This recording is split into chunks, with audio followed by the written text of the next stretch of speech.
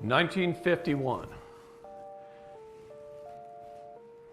They paraded, if you could picture in your mind a school teacher, the perfect school teacher, a little old lady school teacher, if you could close your eyes and say, this is the sweetest lady who knows everything, who could teach my kids, that picture in your mind would be Jane Spalding. Jane Spalding.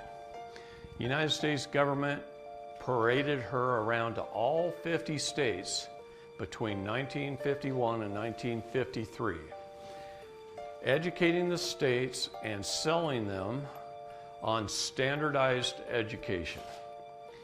So that a student going to school in Los Angeles, if their parents moved to New York in the middle of the school year, they could move over there and fit right in, right, same curriculum, same testing, same everything.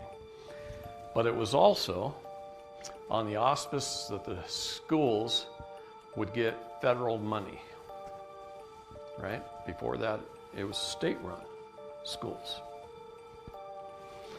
So the idea was that when all the states signed on to this, Jane Spalding would be the head of the Department of Education for the United States government.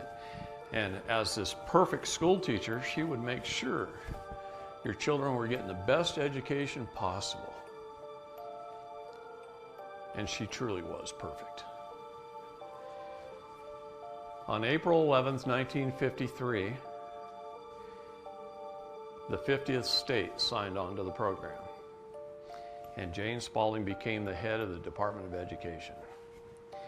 49 days later, the President of the United States at that time fired her and put Nelson Aldrich Rockefeller in as the head of the Department of Education. At his acceptance speech, which was a very famous speech, there were a room full of reporters, cameramen, and they asked him some questions. One was, Nelson, how much money did you make last year? He said $140 million, 1953. He was a grandson of one of the most prominent banking families in the world.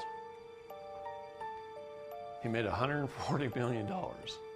They said, how much did you pay in taxes? And he reached in his pocket and he grabbed out a penny, which at that time they were Indian head pennies, and he flicked it into the audience and he says, not one red cent.